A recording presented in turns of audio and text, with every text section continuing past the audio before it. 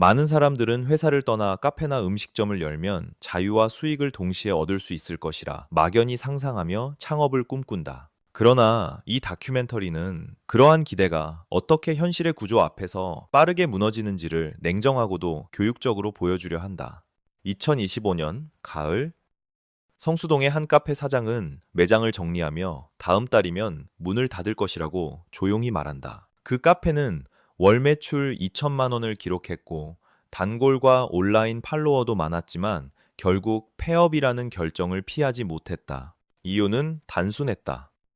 임대료가 불과 70만 원 오르자 그동안 겨우 유지되던 수익 구조가 한순간에 붕괴되었다. 하루 10시간씩 일한 사장의 순이익은 고작 150만 원으로 시간당 수입은 편의점 아르바이트보다 낮았다. 그는 웃으며 말했지만 그 표정에는 2026년을 버틸 수 없다는 절박한 판단이 분명히 담겨 있었다. 이 사례는 특별한 예외가 아니라 지금 대한민국 자영업자 다수가 직면한 일상의 축소판에 가깝다. 실제로 2024년 한 해 동안 폐업한 자영업자는 100만 명을 넘어 하나의 도시가 사라진 것과 같았다. 특히 카페 업종은 통계 작성 이후 처음으로 분기 기준 감소를 기록하며 구조적 한계가 수면 위로 드러났다. 문제는 개인의 노력이나 성실함이 아니라 이 산업을 둘러싼 환경 자체가 급격히 변하고 있다는 점이다. 높은 물가와 높은 금리, 그리고 얼어붙은 소비가 동시에 자영업자를 압박하는 삼중의 폭탄으로 작동한다.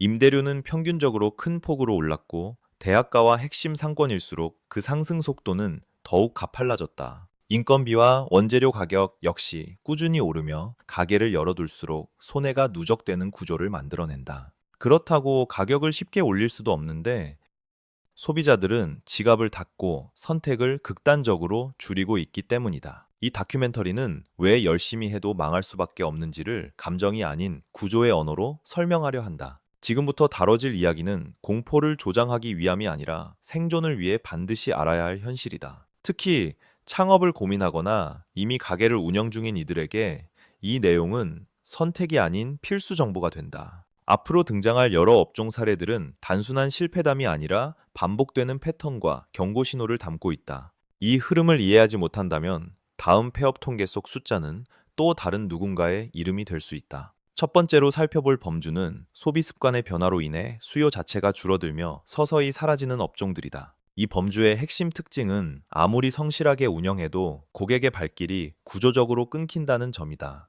대표적인 사례는 일반 카페로 한때 골목마다 넘쳐나던 카페들은 이제 과잉의 상징이 되었다. 집마다 커피 머신이 보급되고 저렴한 편의점 커피가 일상화되면서 카페의 필수성은 급격히 낮아졌다. 소비자는 동일한 품질을 더 낮은 비용으로 해결할 수 있을 때 굳이 매장을 찾지 않는다. 강남과 같은 핵심 상권에서도 공실이 늘어나는 현상은 이 변화가 일시적 유행이 아님을 보여준다. 두 번째 업종은 PC방으로 한때 청소년 문화의 중심이던 공간은 이제 추억의 장소가 되었다. 모바일 게임과 가정용 콘솔의 확산은 PC방이 제공하던 경쟁 우위를 거의 무력화시켰다. 높은 전기 요금과 인건비는 낮아진 이용률과 맞물려 수익 구조를 더욱 빠르게 악화시킨다. 세 번째는 소규모 의류 매장으로 동네에서 개성 있게 운영되던 가게들이 가장 큰 타격을 받고 있다. 온라인 플랫폼은 수천 가지 선택지와 리뷰,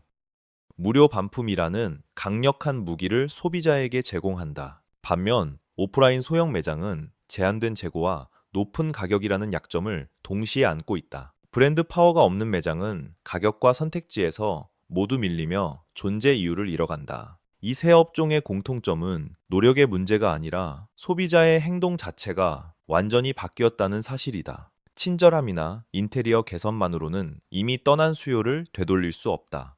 첫 번째 지옥은 바로 여기에서 시작되며 보이지 않게, 그러나 확실하게 매출을 잠식한다. 다음으로 등장하는 범주는 손님은 있지만 돈이 남지 않는 더욱 잔인한 구조를 보여준다. 이 단계에 들어서면 매출 숫자는 유지되지만 통장에 남는 것은 거의 사라진다. 문제의 핵심은 가게가 아니라 가게 위에 올라탄 플랫폼과 계약 구조에 있다. 이제부터 살펴볼 업종들은 이 플랫폼 종속의 민낯을 적나라하게 드러낸다. 두 번째 범주는 플랫폼과 본사의 수익을 잠식당하며 손님이 많아도 남는 것이 없는 업종들이다. 이 구조의 특징은 매출 규모가 커질수록 오히려 사장의 부담과 위험이 함께 커진다는 점이다. 가장 대표적인 사례는 배달 전문 음식점으로 주문은 늘어도 이익은 줄어드는 역설에 갇혀 있다. 중개 수수료와 배달비, 광고비와 결제 수수료가 겹겹이 쌓이며 매출의 상당 부분을 가져간다. 가게는 음식을 만들고 책임을 지지만 실제 이익의 상당수는 플랫폼으로 흘러간다. 그 결과 사장은 하루 종일 주문을 처리하고도 월말에 남은 숫자를 보며 허탈함을 느낀다. 다섯 번째 업종인 편의점 역시 안정적이라는 인식과 달리 구조적으로 매우 취약한 사업이다. 하루 종일 불을 켜두고 인력을 투입해야 하지만 본사 수수료와 물류 부담은 줄어들지 않는다. 판매되지 않는 상품까지 떠안는 구조 속에서 점주의 실질 수익은 극히 제한적이다. 여섯 번째 업종인 프랜차이즈 치킨집은 본사 중심 구조의 위험을 가장 선명하게 보여준다. 원재료 가격 상승과 로열티 부담은 가맹점의 선택권을 거의 남겨두지 않는다. 매출 목표를 달성하지 못하면 적자가 되고 달성해도 노동 강도에 비해 남는 것은 적다. 소비자는 가격과 배달비 부담을 동시에 느끼며 주문 빈도를 점점 줄이기 시작한다. 이 세 업종의 공통점은 손님이 사라지는 것이 아니라 이익이 증발한다는 점이다. 사장은 일하지만 구조는 플랫폼과 본사를 위해 작동한다. 이 단계에 진입하면 노력은 미덕이 아니라 소모품이 된다. 두 번째, 지옥은 이렇게 눈에 보이지 않게 사장의 체력을 먼저 무너뜨린다. 다음으로 살펴볼 범주는 개인의 역량으로는 도저히 버틸 수 없는 구조 붕괴 업종이다. 이 영역에서는 성실함과 전문성마저도 인구와 산업 변화 앞에서 무력해진다. 문제는 가게가 아니라 시장 자체가 사라지고 있다는 사실이다. 세 번째 범주는 산업 구조 자체가 붕괴되며 연쇄적으로 몰락하는 업종들로 개인의 선택지가 거의 남지 않는다. 이 영역에서는 노력과 성실함이 아니라 인구 구조와 기술 변화가 생존 여부를 결정한다. 대표적인 사례는 일반 과목 학원으로 학생 수 감소라는 거대한 흐름을 거스를 수 없다. 출생아 수 감소는 학령 인구 축소로 직결되며 지역 기반 학원의 수요를 근본부터 흔든다. 온라인 강의의 확산은 전국 최고 강사의 수업을 낮은 비용으로 제공하며 오프라인 학원을 압박한다. 그 결과 동네 학원은 가격 경쟁과 인력 부담 사이에서 점점 설 자리를 잃는다. 여덟 번째 업종인 동네 빵집 역시 대형 프랜차이즈의 물량과 가격 경쟁을 이기기 어렵다. 대형 베이커리는 규모의 경제로 원가를 낮추고 공격적인 할인으로 소비자를 흡수한다. 개인 베이커리는 품질을 유지할수록 가격이 오르며 선택받기 힘든 위치에 놓인다. 아홉 번째 업종인 네일숍과 미용실 또한 저가 프랜차이즈 확산으로 구조적 압박을 받는다. 표준화된 서비스와 낮은 가격은 개인 매장의 차별화를 빠르게 무력화시킨다. 숙련도와 관계, 중심, 서비스의 가치는 가격 경쟁 앞에서 충분히 평가받지 못한다. 이 업종들의 공통점은 개인의 실력과 무관하게 시장의 크기 자체가 줄고 있다는 점이다. 대형 자본과 온라인 시스템, 인구 감소라는 파도가 동시에 밀려온다. 개인 사업자는 이 흐름 속에서 점점 더 취약한 위치로 밀려난다. 세 번째 지옥은 이렇게 조용하지만 되돌릴 수 없는 방식으로 작동한다. 이어서 등장하는 범주는 겉보기에는 유망해 보이지만 더 빠르게 무너지는 신흥 업종들이다. 유행이 빠를수록 진입은 쉽고 경쟁은 즉시 과열된다. 이 영역에서는 늦지 않았다고 생각하는 순간 이미 늦어버린 경우가 많다. 이제 그 신흥 업종들의 현실을 차례로 살펴본다. 네 번째 범주는 신흥 업종이라는 이름으로 빠르게 확산되지만 동일한 속도로 붕괴되는 위험한 영역이다. 이 업종들의 공통점은 진입 장벽이 낮고 초기 성공 사례가 과도하게 확산된다는 점이다.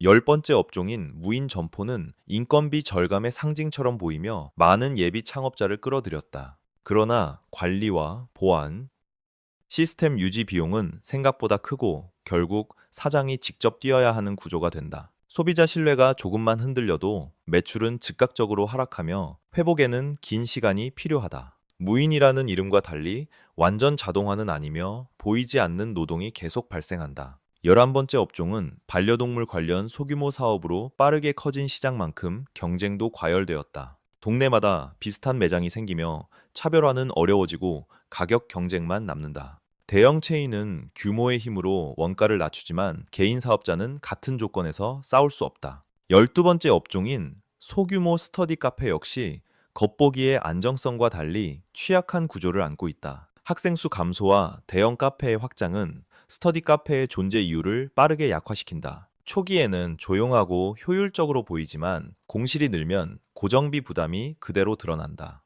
이 세 업종의 공통점은 유행이 수익을 보장하지 않는다는 사실을 명확히 보여준다. 유행을 따라간 선택은 경쟁자를 불러들이고 결국 수익을 분산시킨다. 네 번째 지옥은 빠른 희망과 빠른 좌절이 동시에 찾아오는 곳이다. 이제까지 살펴본 네 가지 범주는 서로 다른 모습이지만 하나의 결론으로 수렴한다. 자영업의 실패는 개인의 무능이 아니라 구조적 압력의 결과라는 점이다. 그렇다면 질문은 절망이 아니라 생존 가능성으로 옮겨가야 한다. 어떤 업종이 이 거친 환경 속에서도 상대적으로 버틸 수 있을까라는 질문이다. 다음 장에서는 위기 속에서도 비교적 안전한 선택지들을 차분히 살펴본다. 위기 속에서도 상대적으로 안전한 첫 번째 영역은 전문 기술을 기반으로 한 서비스 업종이다. 이 업종들은 온라인으로 대체하기 어렵고 숙련도가 곧 경쟁력이 되는 특징을 가진다. 에어컨 수리나 보일러, 점검처럼 고장이 발생하면 소비자는 결국 전문가를 찾을 수밖에 없다.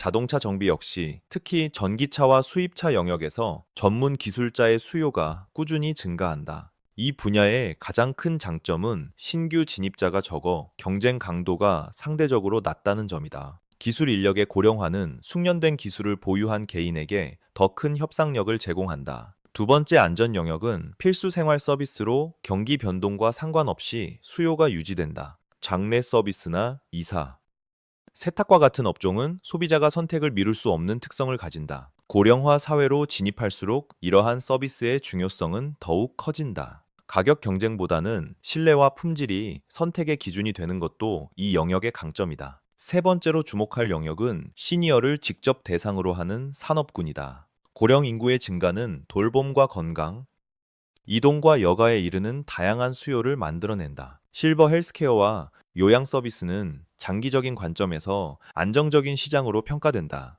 이 업종들은 단기 유행이 아닌 인구 구조 변화에 기반을 두고 있다. 네 번째 영역은 초개인화된 전문 서비스로 대체 불가능성을 핵심 가치로 삼는다. 개인 컨설팅이나 전문 코칭은 가격보다 신뢰와 전문성이 경쟁력을 결정한다. 소규모로 시작할 수 있고 공간 비용 부담이 낮다는 점도 큰 장점이다. 다섯 번째 안전 영역은 특화된 먹거리로 명확한 차별성을 가진 경우에 한한다. 지역성과 스토리를 갖춘 음식은 대체재가 적고 충성 고객을 만들 수 있다. 이 다섯 가지 영역은 공통적으로 플랫폼 의존도가 낮고 구조적 위험이 비교적 적다. 그러나 비교적 안전한 업종이라 해도 아무 준비 없이 시작하면 실패 확률은 여전히 높다. 생존을 가르는 핵심은 업종 선택보다 시작 전에 점검해야 할 조건들에 있다.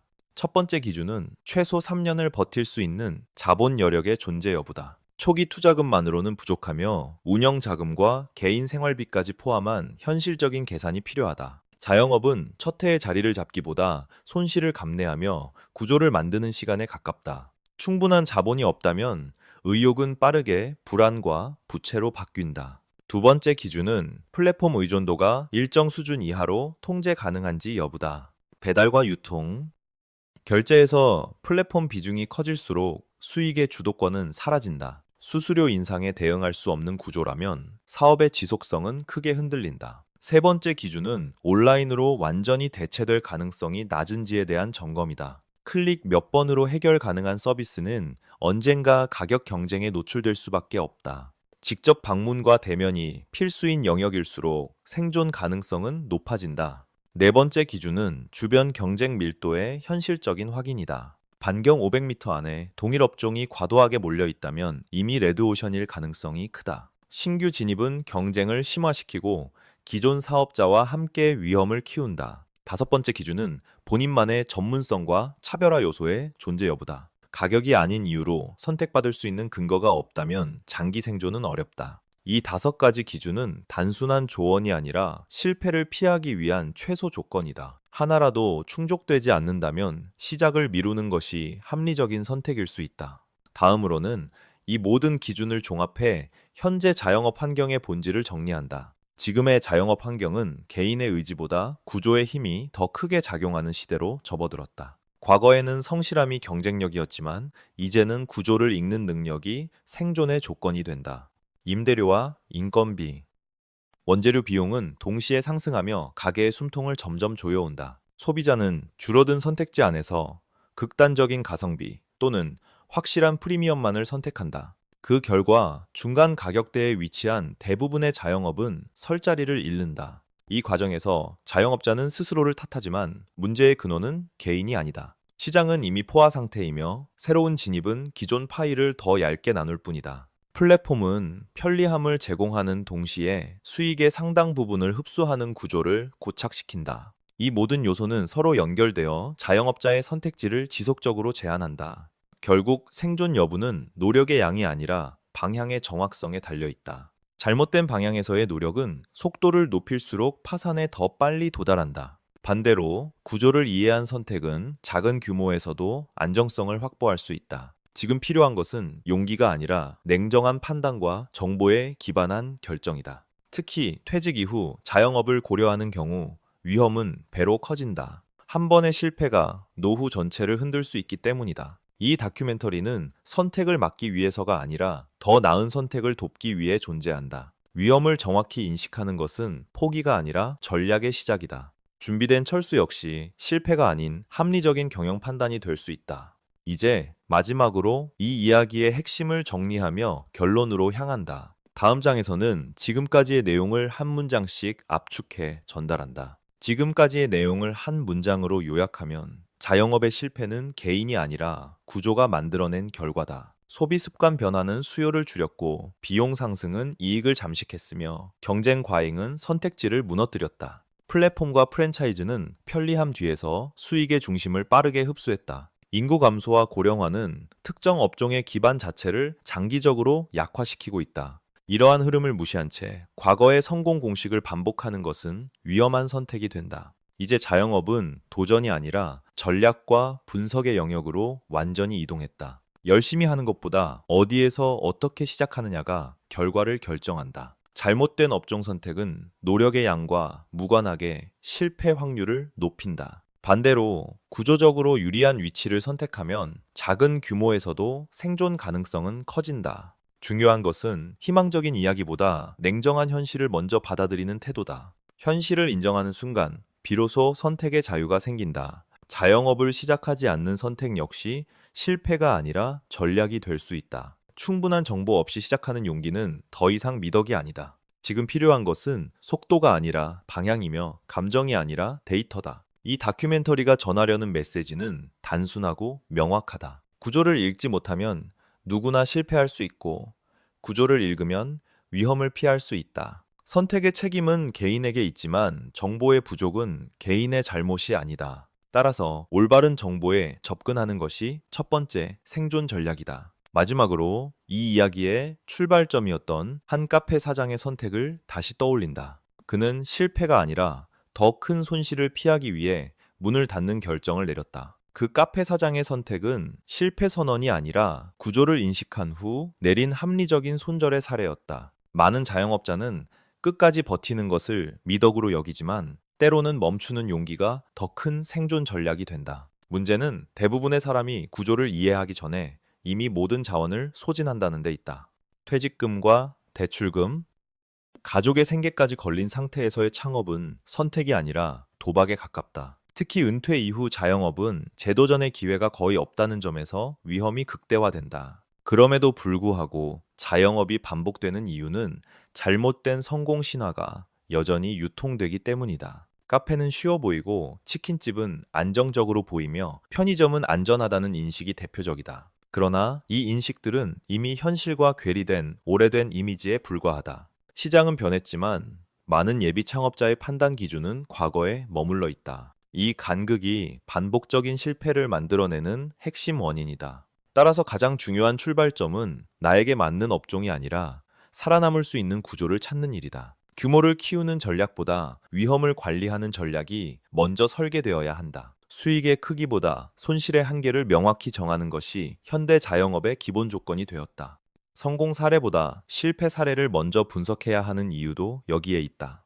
실패의 패턴을 이해하면 같은 함정을 피할 수 있다. 반대로 성공담만 더 넣으면 구조적 위험은 계속해서 반복된다. 이 다큐멘터리는 희망을 팔지 않고 현실을 제공하려 한다. 불편한 진실을 아는 것이 장기적으로는 가장 큰 자산이 된다. 이제 마지막으로 이 모든 내용을 하나의 메시지로 묶는다. 선택의 기준을 바꾸지 않는 한 결과는 바뀌지 않는다. 자영업의 미래는 더 이상 근성과 희생만으로 버틸 수 있는 영역이 아니라 판단과 구조 이해의 싸움이다. 같은 노력이라도 잘못된 구조에 투입되면 결과는 반드시 실패로 수렴한다. 반대로 구조적으로 유리한 위치에서는 작은 노력도 충분한 성과로 이어질 수 있다. 이것이 지금 대한민국 자영업 환경에서 가장 중요한 전제 조건이다. 더 늦기 전에 위험한 업종과 안전한 업종을 구분할 수 있어야 한다. 더 늦기 전에 버텨야 할 싸움과 피해야 할 싸움을 구분해야 한다. 자영업은 마지막 선택지가 아니라 철저한 준비가 필요한 전문적인 사업이다. 정보 없이 시작하는 용기는 더 이상 존중받을 수 없는 시대가 되었다. 오늘 제시된 구조와 기준은 누군가를 겁주기 위한 것이 아니라 현실을 공유하기 위함이다. 현실을 아는 사람만이 선택권을 가질 수 있기 때문이다. 성공은 운이 아니라 확률의 문제이며 확률은 구조에서 결정된다. 구조를 이해하지 못하면 같은 실패가 반복되고 이해하면 위험은 크게 줄어든다. 지금 이 순간의 선택이 몇 년 뒤의 삶의 질을 결정하게 된다. 그래서 자영업에 앞서 가장 먼저 해야 할 일은 냉정한 분석이다. 꿈을 버리라는 말이 아니라 잘못된 꿈에서 벗어나라는 이야기다. 준비된 선택은 속도가 느려 보여도 가장 빠른 생존 경로가 된다. 이 다큐멘터리가 누군가의 무모한 도전을 멈추게 했다면 이미 역할을 다한 것이다. 그리고 누군가에게는 더 안전한 방향으로 나아가는 계기가 되길 바란다. 자영업의 성공은 시작이 아니라 구조를 읽는 순간부터 결정된다. 지금 이 정보를 가진 당신의 선택이 과거와는 다른 결과를 만들 수 있다.